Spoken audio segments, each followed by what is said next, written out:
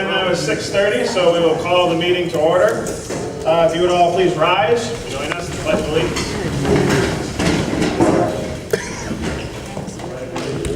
To the flag of the United States of America and to the republic for which it stands, one nation, under God, indivisible, with liberty and justice for all.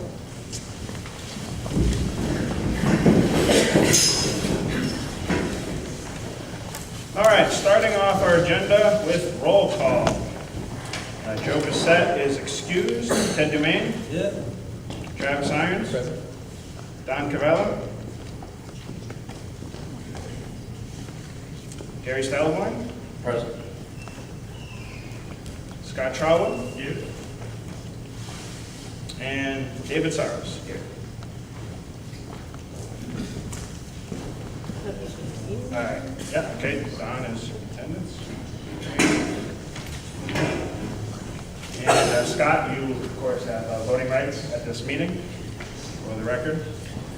Next item, acceptance of our minutes from the March 28th, 2018 meeting. Minutes, of course, have been distributed. Any discussion? Make a motion to accept. Okay, we have a motion to accept the minutes. Second. Okay, we have a second. All those in favor signify by saying aye. Aye. Aye. Any opposed? Motion carries.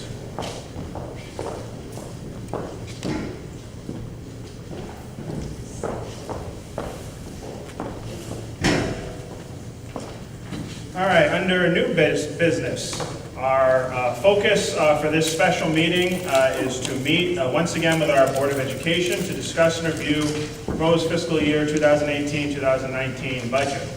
Keep in mind this is a special meeting, so there will be citizens' participation afterwards, but keep in mind that it needs to be focused strictly on what we discuss here that is on our agenda in regards to the budget for Board of Education. So keep that in mind, but there will be an opportunity to do that. So at this time, I would like to call on Christy Haskell, Board of Education, to start us off.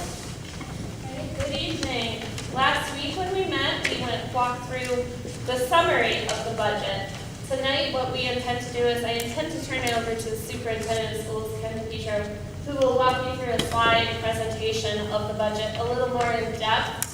And this is a time where if you have questions previous from last week or new questions, it would be a great time to continue that open dialogue. Pretty much it is as we had presented last week. The net impact right now for the general fund would be $267.21.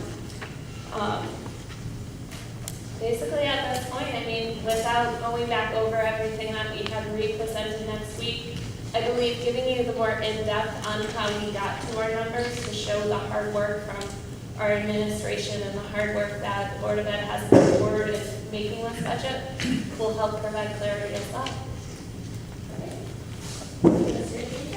Thank you and good evening. Now, I tried to put it as an angle so both could see it, but I know that Don, if you want, I can move it a little more, or do you think we can come? Okay. All right, I appreciate that.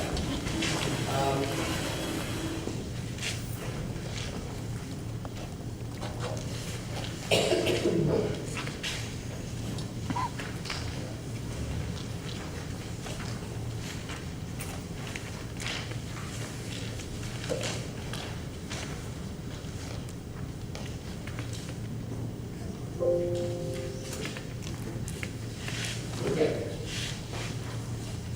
Trying to make sure that we're following the information that you have. So first of all, let me tell you that the public and the board have the same information. This is Christie's message to the board, and this is our topic tonight. So you have a binder, and this binder is about 180 pages. We know that we can't do 180 pages. So we gave you the front cover and executive summary of all of each schools, where their requests came from, how much it is, and how they developed it. If you're following in this binder, this booklet, which we just gave to you, it is exactly what you have. There are 4 supplemental pages, but it's exactly the pages you have in the book. What you're going to see is we did highlights, and you also have the same information. You'll just see some things highlighted that may not be if you have a general color. So let me just go through and show you been, sorry that, needs a little sensitive right now. Okay, so we begin with the fact that we wanted to show you the enrollments and what we did, taking under consideration that this year and next year, we're looking at very tight budgets. Back in 16-17, you can see that in grades 2, 3, 4, and 5, there were 8 or 9 teachers in those grades for 152 to 176 students. This is where we were back in 16-17. In this current year, we dropped back 3 teachers in grades 3, 4, and 5, because if you see the number 168 was moving upwards in grades, and the older the students get, we felt that they could take a little larger class. So we dropped these numbers, dropping 3 teachers this year. So you can see that the numbers are approximately 19 to 22 in a class. And that's about where they are right now in those grade levels. You actually can see all of the numbers all the way across, 21 up to 22 students. This next year, which is the year that we're looking at for budgeting, I either need to put glasses on or I'll follow this a little bit closer here to move this better and get these questions up. Here we go. So this is now next year. This is how we build the budget. The budget begins by looking at how many children we have. So we move up all the students, and you'll notice that we had 9, we had 8, and now in this year coming forward, we dropped to 7 teachers per grade level in grades 2 through 5, because the numbers again, with 155, means it'll be about 22, not 19 or 20 anymore. We're moving to 22 to 24 in a class. Many of you, if you're my age, would say, I remember years where there were more children in the class, but certainly the classes, the classroom size, and the demands of children are trying to keep us moderate and yet still make positive gains. So there's a reduction of 4 teachers at about $50,000. That represents a $200,000 cut in this budget. You're going to see that we cut $640,000 out of a contractual plan that would have cost us about $800,000 more this year. Based on all planned costs, if we did nothing, we would have had an $800,000 increase. We cut $200,000 here by dropping these because we felt that the numbers, again, at grade 6 being 24, but at grade 2 being 22, are reasonable numbers to move towards. We also reduced 1 teacher at the high school, looking at all the content areas that we have. We had cut 2 teachers last year, we cut an additional teacher. So 5 teachers at about $50,000 represents $250,000. Some of the factors, play into this, and we want to address some of the factors, and we'll just lightly hit, because I think some of these were already discussed. First of all, you need to know that this is our poverty trend in Plainfield. We're seeing it come back down. We had a high of 51% poverty 2 years ago. We're now at about 45%. But 7 years ago, we were at 26, 28% poverty. The growth in poverty of 20% in the community just represents the fact that more children come to school with more need. What does the number mean? It means that the number of children participating in free or reduced lunch in our schools are now at about 44% of the students that come to us. So out of 2,400 students, we're seeing well over 1,200, 1,000 to 1,100 students that are virtually getting a subsidized lunch just because the families are seeking additional support. Some of the constraints that we had to try to communicate that when we came into the budget, we started with the number of where the town and the schools reconciled of reducing the budget by $694,000. So we came into this year, current year, at a budget of about $35.5 million. But because the governor had done holdbacks and the ECS was cut by about $700,000, the Board of Finance and the Selectmen were kind enough to reduce the budget by only the $700,000, which is actually conservative. And we reconciled our budget down to $34,856. That was our starting point. So we're not jumping back to the appropriation the public gave back in June of last year. We actually started with a reduction because we know that the legislature and the governor both expect that the ECS cut that was made by the legislature, at least the $700,000, will be preserved going forward. So we accepted that. And then we looked at the contractual salaries. We have about $14 to $15 million of our budget is salaries. If you have a 2% growth, that would be about $300,000. So anywhere from 2 to 2.5%. If you look at teachers and all support, teachers are about 14 million and support staff are about 5 million. So $19 million with a 2% growth would be about 400,000. It actually accrues to about 450. We needed to resolve that number, and you'll see that we resolved most of it with the exception of about 60,000. We eliminated 250,000 came from reduction of grade level teachers. And then you're going to see that E-CHIP is something that both the town and the schools understood. You're going to see information on health insurance. It is elevated by 280,000. We can't really reduce that, but I'll show you in another slide how well we've done with E-CHIP over the years. And then we did decide that we would discontinue summer school because it costs about $50,000, $60,000, but not discontinue it for children who need extended school year, ESY. And then we did do reductions in everything, in custodians, in paras, in secretaries, in nurses, teachers, in content areas. So we have done reductions along the way, and those are going to be sustained. And then we eliminated some programs, like we were going to go to French this year in the middle school and Spanish, but we held back. We're going to add some technology, add a CNA program. Those were just delayed. So these were things that we had to take into account. Overall, we expected that we would need $850,000 to keep everything the way it was, and we virtually cut $600,000, but in the process also had to cut a few programs, which we'll highlight in a second. And we feel that we were conservative when trying to be supportive of the town. So as I said, the CNA, the French 120, those are the things we did last year. Those will not come back this year under this new budget. And then we added these program reductions. We have math and dimensionists in our schools. One is retiring, and we've just decided that we're going to try to do it through tutorials rather than a $70,000 or $80,000 quality qualified professional educator, math educator. We're going to be using a few other supports to see if we can help children improve in their math. So we have quality teachers in the classroom, but there are children who need a little more than sometimes what the classroom can offer. That was done by specialists. There's a reduction of that. It saves at least one salary of $80,000. We eliminated summer school for general students, but not for special ed. That saves both transportation in the summer, and the staff will see those numbers. And there's a little bit of busing and field trips, because most of that money comes through parents supporting us and PTOs. But we do put some money forward, and we feel that we're just going to rely a little more on trying to make as many of the programs that we think are value added, we're going to ask for the support. So, and if needed, we'll find money, but right now we took that technically out. And finally, you saw class size went from 19 to 21 up to 22 to 25. That's where our numbers are. The high school has the largest enrollments, 25, up to middle school is only 24. As you know, you have this documentation. So here's a little bit of information on health insurance. I won't belabor it, but if you don't know the story, health insurance for this town has been phenomenal. This was our number for the school system back in 2011. And then it was growing by 9% each year. And that's an amazing impact on the tax dollars.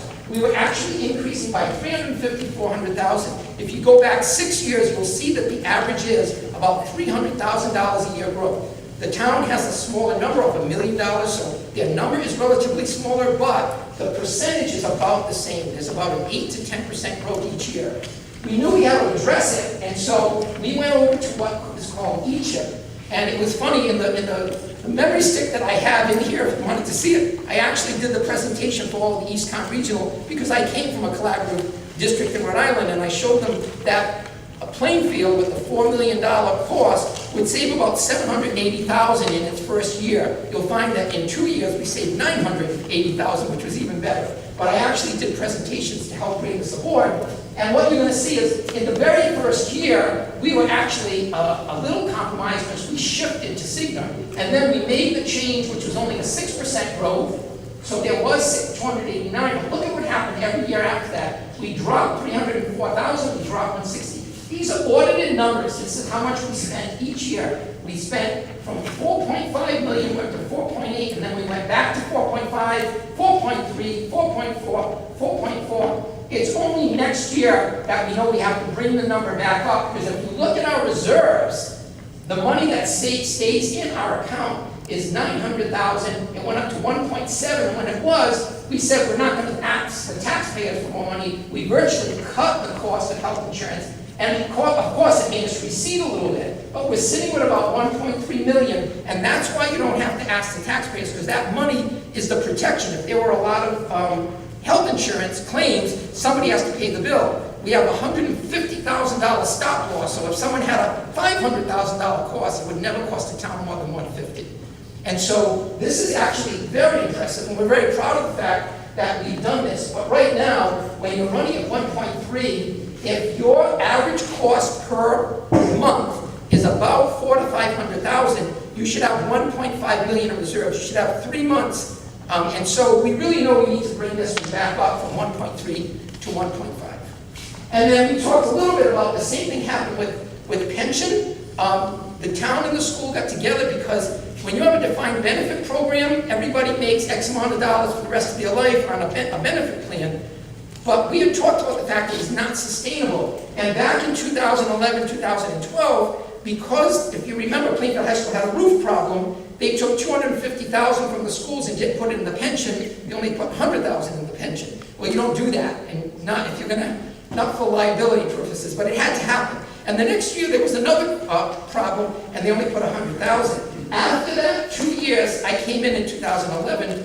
Paul Sweet at the time said, you need to put more. So we brought it from 100 to 189, and then the following year we brought it up to 300,000. And in that year that it went to 300,000, we moved the money from the school over to the town side, because that's the way you protect that pension plan. We had to make sure that everybody in the pension plan would have protection for their life. And both the town and the schools changed all of our contracts. You now join a defined contribution plan. If you want benefits and you join an employee of the town or the school now, you don't have a benefit plan saying that when you go you'll get 80%. It just says if you put money away, that money will be there for you. It's a much more fiscally responsible plan, and that's changed forever the protection of the district, both in liability. So those are just some factors that I thought, let's bring them to light because they're important to note. And then let's look at this budget. How does this budget? The one last thing I did is just show, if people don't know how much grants we bring in, the 3 grants at the top are annual. We go out and compete for these grants, and every year for the last 3 years, we've been getting about $400,000. It's restricted.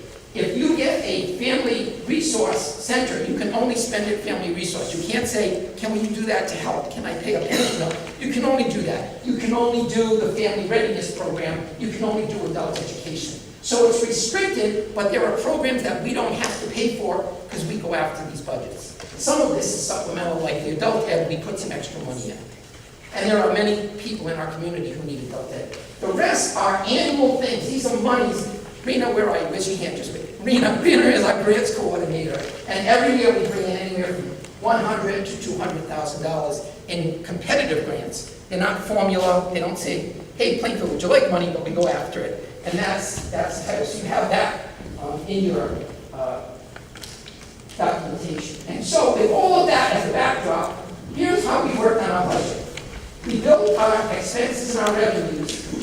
And what I believe Mrs. Haskell brought to you is the summary of what we're asking for. This is the budget this year, $34,856. Our budget request is $35,071,071, and it's an increase of $215,000. I want to remind the public, because the board has had this document, and the selectmen have had the document for a good month. But for the public looking at it, if you look at all the schools, and we'll show you, these where cuts were made and made with the administrators, and you look at the number that we have left, and if you remember, our E-chip is a $280,000 increase. We virtually cut everything possible other than the E-chip by offsetting it. So there are increases, but where there was an increase, every administrator had to find another place to cut.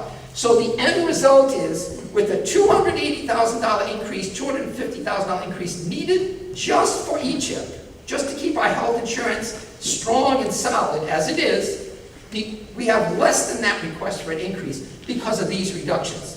And what I did is I took that same information for you, because you can't come in to a meeting and change the rules of the information has to be identical to what you've been seeing. All I did is highlight it. So I gave 3 points.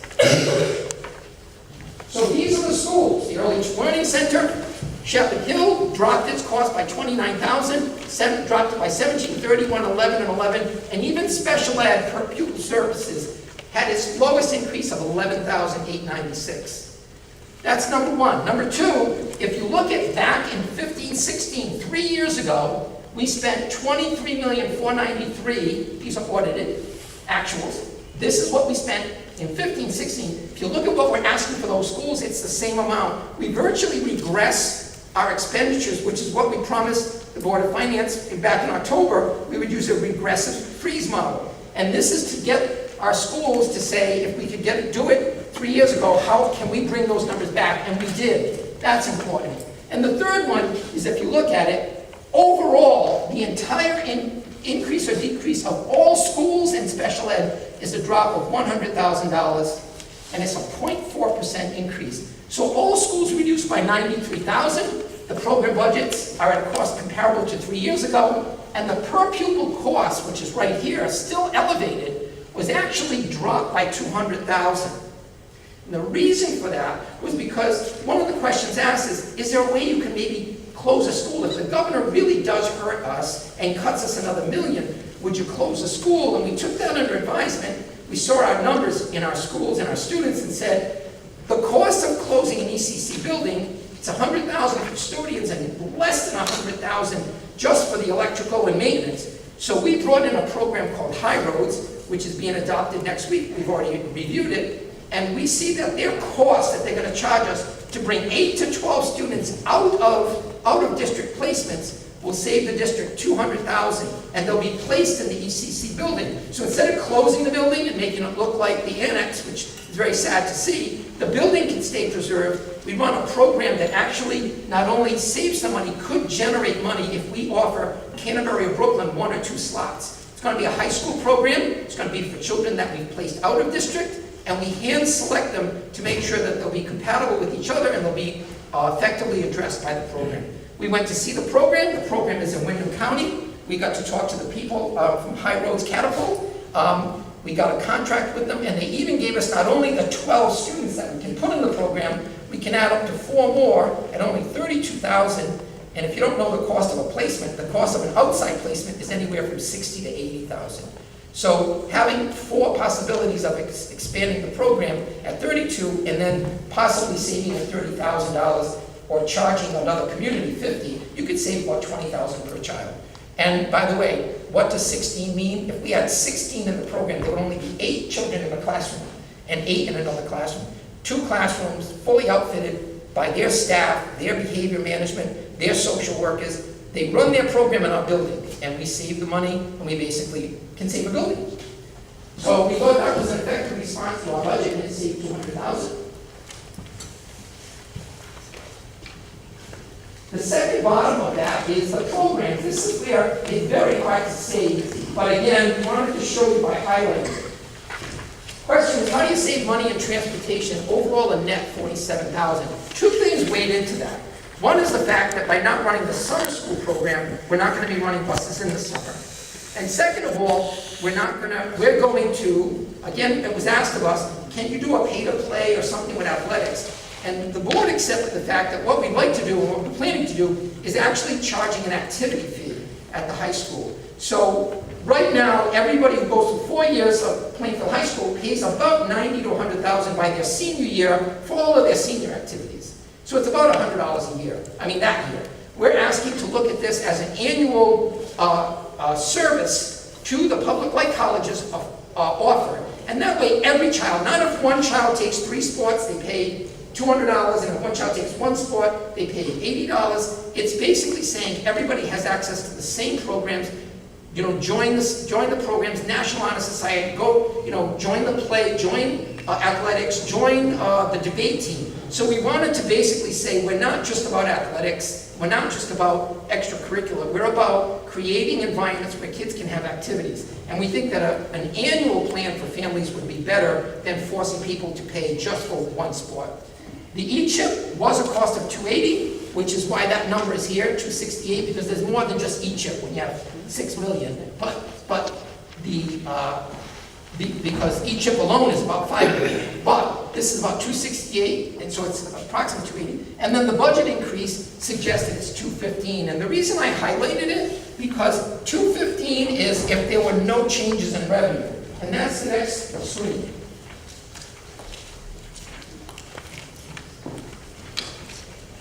So let's look at the revenue projections. And again, we're trying to be as fair and responsive.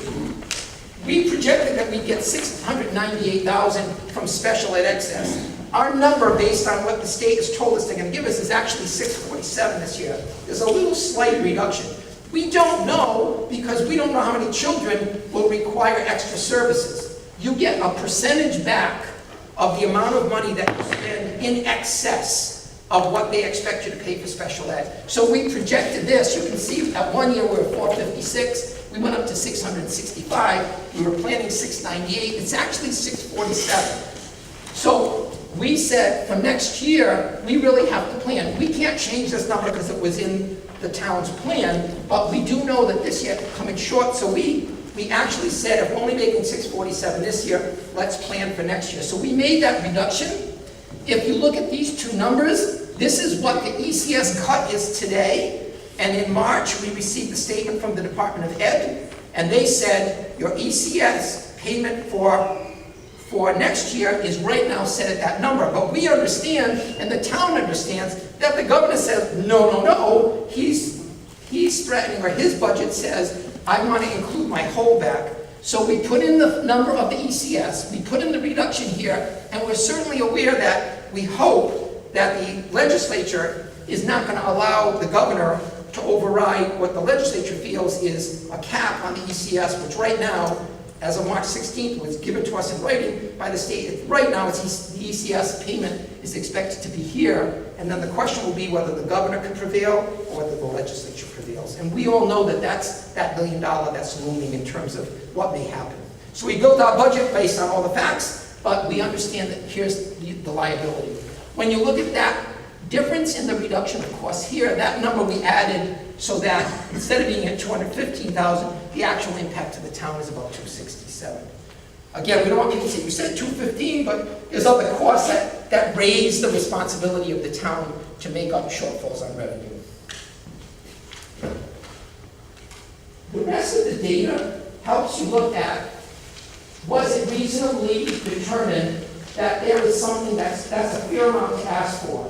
So the numbers that you saw at the top, exclusively, but when you want to see across the district, how much do all teachers and educators cost? How much do all non-certified, custodians, secretaries, paras? That's called an object code.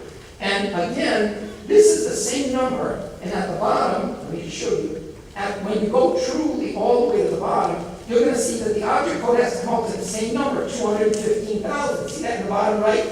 You good?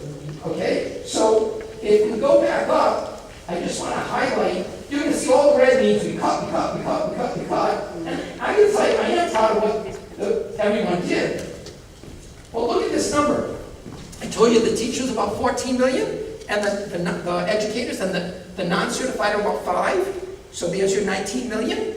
But look at what it was back in 15, 16, 13 million 9, and look at what it is this year, 13 million 8.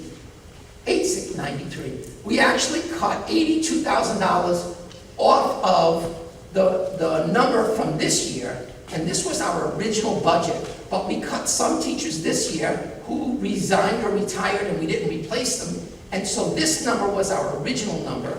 This is the scaled down number as of December when we said we needed to adjust it. And then this is the number we came in. We came in on $82,000 less than a projection. If you just look at 14 million and you multiply it even by 2%, if that was the increase, that's not including steps, that would be 280,000. Half of our teachers are on step. That means they get a $3,000 raise to go from 45,000 to 48 to 51. So there's almost a $300,000 cost. It's about 240,000 just for steps. And then there's another percentage increase for people who are on a top step. So this number is actually about 400,000. We actually cut it by more than 400,000, we cut it down to 82. On the non-certified, the custodians took a freeze in the first half of the year. They took a 2% for only half, they got leveled out to a 1%. And so we had to factor that in. The secretaries and paras already have contracts. And we've gone back to everybody and told them the financial situation we're in. We are asking everybody to come to the table and talk about this. Because we don't know where the governor's gonna be. We do know where everybody's working towards is to just say, once you cut ECS is enough. But we have to be prepared. We've asked everybody to come back to the table to have a discussion. Just the concept of the discussion is gonna be when people sit down and tell us if there's anything we can do and if it's necessary. So here's an increase. And the reason I wrote the number CODA is because, I think I put it on that page. Oh, I put it on that page. Is that at the bottom? Okay, yep. So what happened is, we have CODA, that is a certified occupational therapist. And if any of you, like me, had a shattered right femur, you've seen an occupational therapist you need to work with. We have many of our children in school, because of their physical disabilities, really need an occupational therapist for support. We have a CODA, and rather than charge all of 2 CODAs to the district, we have one that worked partially in Sterling. They paid half of that course. But over the course of this year, we struggled because we have more children who need the service, yet that person is committed half-time to Sterling. That person needs to come back. They're our employee. We got $30,000 from Sterling. The difference of that $30,000 is that Sterling won't be paying for a person because we need to bring the person back. It's just a matter of need of the children. So part of that 140 is $30,000. You'll see it again. This is the health insurance, the 258. Each year. It's going to say, why do you keep repeating it? Just because it is what it is. All the reds mean we need cuts in those lines. Just for reference, if you look at a number like $57,000 savings, you can see how much we're asking this year, what it is, the present year, what we're going for. And what it was $184,000 back 3 years ago for purchase services, instruction. It went up to $215, up to $230. We flat funded it and we cut it back. So it gives you a 4-year reference, so you can say, is the number really conservative or did they just increase it? You can actually look and reference. We try to give as much information as possible so that people can say, at least they're doing the homework. You may not always agree with our numbers, but we want you to feel that we're giving you enough information to show you where our numbers come from. I told you about the $78,000 for transportation. We're consolidating some runs. $50,000 is in athletic transportation. It's a different line code. That's because we're asking for an activities fee. We have $92,000 savings in tuition, and in reality, that's a $200,000 savings. Before the year is over, there will be $100,000 more that we have cut out of other programs, because our budget was built one place, but we have 5 more children. 2 or 3 of them are from DCF. When DCF says this child is now moved to Plainfield, you own them, and they're going to go to Joshua Center. You just absorb that. I've been trying to educate the state. Doesn't it make sense that if I have a child who goes to a special needs center and a child leaves my district in October and I already budgeted for it, shouldn't I carry that for the rest of the year and the district should pick it up next year? To do that in the middle of the year, everybody agrees it doesn't make sense. As long as I already budgeted for it, why would I not carry that child and stop all of this stuff? We pick up 3 children and pick up $120,000 in the middle of the year, and the other districts save that $120 that they didn't need to save. We don't have $120 and we're paying it just because they don't say, pay for that child the rest of the year. It's on your budget. Just finish the year. I've been to the municipalities council. I sit on the small municipalities commission. I've offered this and they said, great idea, and it just doesn't get to the floor. I don't understand. I don't understand. We're not asking for people not to transfer the expense, just transfer the expense at the end of the year so every district can have a balanced budget. You've got some districts saving $100,000 a year and other districts paying $120,000 because it's getting changed. I know you're not my forum. I just need to know how hard we're working to educate the legislature. These are simple decisions to make.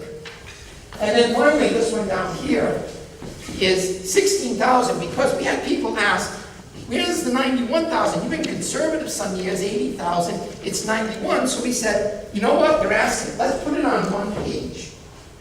And we did. So the board here and the selectmen now have this page, which they can see in the 100 pages, but let's do it on one. These are the actual requests. If you go to Shepherd Hill, you'll see that they have two front doors. The first one is monitored, you can't get through it. The second one, you walk in. They need to close that so that for security, you have to get through two doors with 2 clicks instead of 1 click, and you got to do some other things for protection.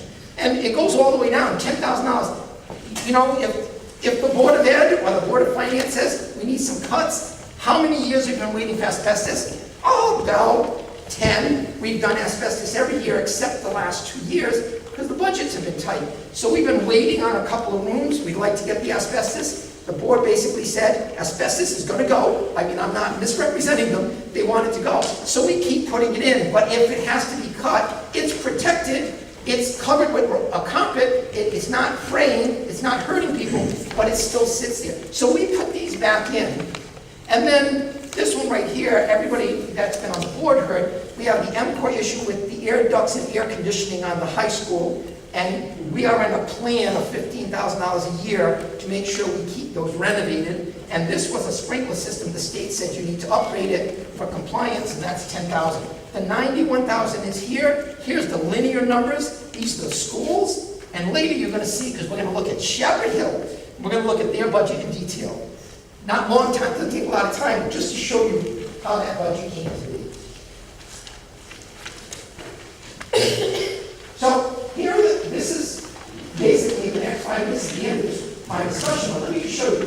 Here's the early childhood center. It's called the admin building. There's not a lot here to look at. It shows you, as you remember, there was a cut of $3,000. You'll see where we made the cuts. Here's $3,000 in some salaries. Here's $5,000. Here's $360. Some increases. This would not be a substantial discussion for you guys. You would see 5 numbers. We thought Shepherd Hill would be a better number to look at. So go to the next page. Let's pick on Bill. So Mr. Nagel does a great job with this budget. I'm not saying that to be nice, he really does.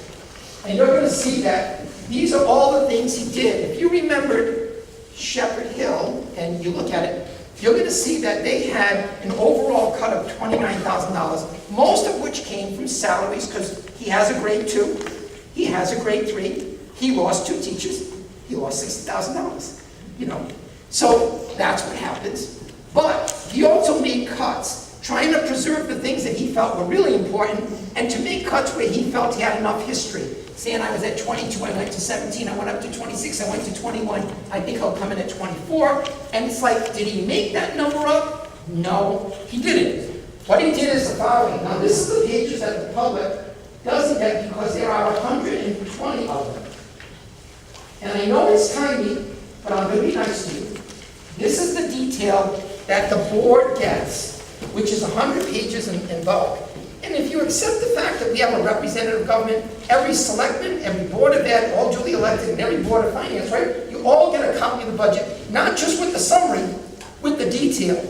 You're going to say, I can't see that, Ken. I get it. So I just want to show you what it looks like. The level of detail, let me show you on a view of 200. And this is why we don't really go out big on public, because some of this stuff is a little bit private, but I just want to show you. So let me just show you what Bill and Ron loose here. So this is what they do. They virtually go and they say for $1.5 million, here's every single teacher who works for me. Francis Baldwin, Michelle Barber, Michelle Borgott. This is how much they want to make. How much money comes from the grant? How much money is paid by us? What is their degree, master's? How many years have they been working here? Or what step are they on? Because some of them working 30 years, but we only have 13 steps. And then when you look to the right, that was this year. And then this is what every principal has to do. They have to then map the next slide and say, same person, but there is, this is the increase. She went from 76 to 77. There is still 55% of the grant. And we do it teacher by teacher, administrator by administrator, line by line, person by person, saying that this is how much they made last year, this is how much they made next year. And as you go pages. I can't keep it on 200 because I won't be able to see it all, but I can blow it up if people need it. The level of detail we provide to the Board of Selectmen and the Board of Finance is to show them the names of everybody who's there if they are certified, because the custodians and secretaries and the paras are aggregated as a whole, with each person has a number against them. We have that, but it's called a lookup file. Instead of listing them all, we tell you the number of people who would be in Shepherd Hill, and we can do it. So we're still doing it by person, but not by name. And so what we have is, you'll see that not only did Mr. Nagel and Mr. Lucy do this, but in the bottom, we also took the fact that how many payments will we get? Are we going to do reductions? So if there's a reduction of 2 teachers, and it could be, for example, at Shepherd Hill, the second grade teacher at Shepherd Hill is not the person who's going to go. You understand that, right? Like I have 196 teachers. The 196th teacher, the least senior teacher, is going to go. She may not be a second grade teacher. She may be even a special ed teacher.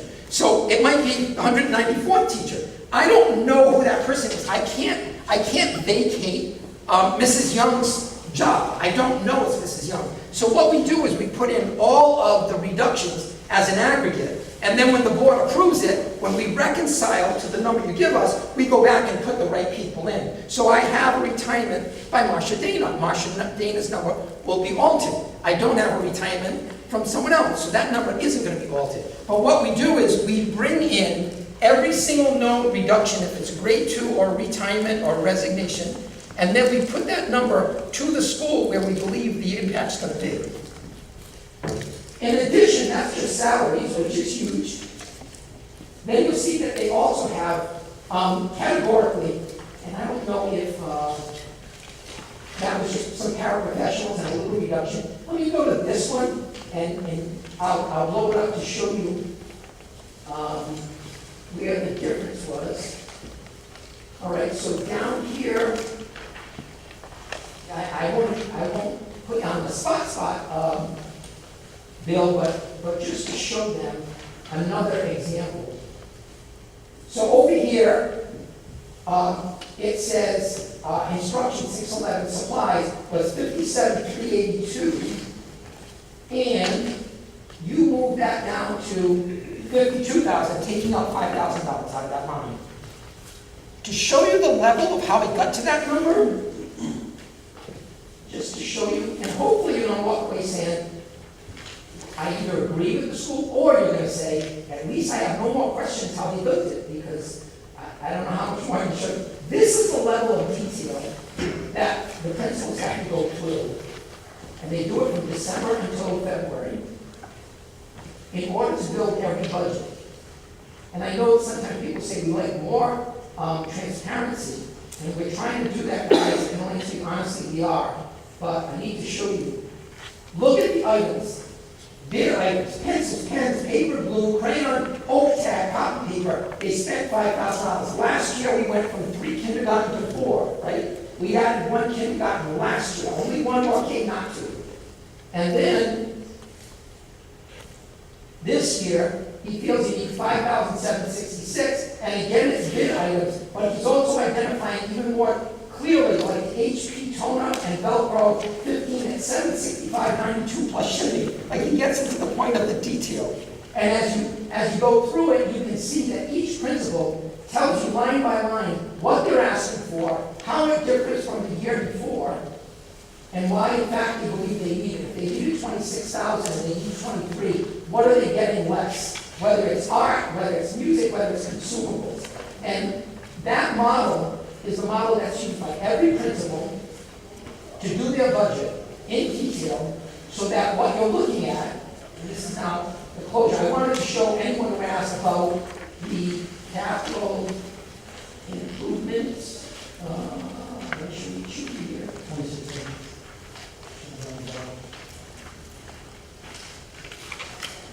Yeah, I thought it was in the detail. Hold on, let me just see. It would be 11,005, right? Okay, but rather than hold up, because if there's a discussion, I don't want to hold up. I just want you to get, that's the level of detail. And now all I want to show you is that every school did the same thing. We're not going to show you all the detail. You can see the cuts that was made. We have an overall cut of 18 $18,000 at the school level. They have the same detail that Bill had. PMS did that, an overall cut of $32,000. PCS did it, overall cut of $11,000. PHS did it, overall cut of $11,910. And then the PPS, this is where you can see that under some of the transportation, field trip transportation is zero, but under tuition, you're going to see $129,000, and that's against current numbers, not end of year numbers. And then we also show you everything, the non-co-op. This is unique, you should look at this. It looks like we added $30,000 to salaries. Do you remember what I told you about the CODA, the Certified Occupational Therapist? That is attributed to the non-co-op. So Sterling is not going to pay that anymore because we took her back. So that's not an increase. It's an increase in cost only because it's a loss of that revenue. We had to take her back for services. The actual increase is right there, regulatory. These people, we spent $572,000 in tuitions for children who go to vocational, who go to not Ellis, because there's no charge for Ellis, but Wyndham Magnet School, the STEM Magnet. We have 48 children at $4,500. Multiply that in your head. Killingly Boag is a $4,000 or $6,000. And then special ed is $52,000. If you have special ed services, you pay that additionally. So those numbers come from what's called non-cooperative tuition services. That's why it's $500,000. And then just the admin detail. So the end of the presentation is, I hope we'll be able to just show you that we took every cut we thought we could do, with a reason for it, and tried to preserve programs for children. And even in our fixed costs, where you'll see things like unemployment, we cut that because we believe that we hopefully will have less unemployment. We don't have to make the cuts. And this is the detail of the capital improvement. The capital improvement is coded. This is a 5-year plan required by law, and we coded when you would see something in the budget. So if there was carpet to tile, $8,000 and another $2,000 on the school, that number would show up or partially show up. And that number is only because we're required to give a 5-year plan, and in that plan should be anything we put into the current budget. The $91,000 for capital is built into the 5-year plan, and it's presented to the town. It has been typically approved, even though we don't spend all this money, but it's typically been approved over the last 5 years. Now, I know I talk fast, but there's a lot of visual details that I hope help to stay with me. And certainly the questions are open to Ron, who is the architect of our design, and certainly the board and myself, if you have questions or comments. Is it clear enough? That's one of the big questions I always have. All right, thank you, Ken, for that detailed presentation. Certainly, it's great that we have 2 opportunities, having gotten to summarize last week and now seeing it in a little more detail here. We really appreciate you taking the time to go over it in detail. One thing I was very happy to see that you had mentioned in there, and the key word here is when it comes to the ECS grant funding. Of course, we have the legislative amount, and then we have the governor's budget. And the last update I had heard is that this week the legislature is supposed to be releasing that final amount, what they're proposing, which, as we know, could go down to $13,429,850 was the last number that I heard of what it could go down to. We were, of course, waiting for that to be finalized. We want to hear that definite. Hoping it doesn't, but it was good to hear that you mentioned that in there. You acknowledged that it could, and in that instance, we got to take that into consideration. So thank you once again. I at this time want to open it up to Board of Finance members. If there are questions, comments at this time. I have a few questions. Yep. On the CNA program that was eliminated, savings of $70,000. Yes. It says in there that you still put away $15,000. Is that so? The actual savings is only $55,000. No, the 70, I believe, was in its entirety. But I have to go back to the deal too. In order to do that, the original cost would have been everything: their supplies, the salary, the teacher, and the insurance for that teacher. So 70,000 was cut, 15,000 was saved of the monies that we set aside, because that would only provide for 10 to 11 students to take it as a course outside of our college. So the actual course The actual would have been course- like 80. It would have been 85. 80-something thousand? Yes. Okay. On the behavior management specialist, let's see, that's for the 3 elementary schools. How many positions is that? There's three, one There's is 3. And for $78,000. correct. That's full-time positions? They are not, all of our positions are 25 hours a week, not 30, so that we escape the Obama requirement of health insurance. Plus, we list it as a non-health insurance position, so it's not full-time, 5 hours a day. They run about 30,000, and we found that with the cost cuts that we had to make, we have to eliminate that. And we are thinking about how we might retrain some of our existing staff in those skills. Okay. And then the custodial reduction of 50,000, it says 20 hours per day. How many days and how many people does that involve? So that's a sustainable cost. So we already cut that this year, we're not bringing it next year, so it's not new. So those were 5 people who worked 4 hours a day, and they worked 20 hours a week, but 4 hours a day, so 20 hours a day for 5 people working. And we cut those positions. They were non-union, and they were part-time people. We did that, and the custodial union agreed that they would adjust both their responsibilities and time to cover that. And then we cut one additional person from the union, which was called a maintenance 1,200 hour a year person, which was an additional savings of 1,200 times about 28,000 hours. So let's say 36,000. That we cut. All right. And the reading paras, K through 5, number of positions there? So the reading paras, we cut right now, I believe only 3. We had either 2 or 3 reading paras per school, the 3 elementaries, and we took 1 out of the mix. No full-time position? No, there's no full-time positions copying the para engineer. Oh. There's only 46, I believe, 45, 46 paras that are full-time, and 70 paras that are part-time. And the math interventionist? The math interventionists, that person I said, they are full-time people, Yeah. professional. The current person is an $80,000 person. The person that would be cut would be the least senior person of about 48,000.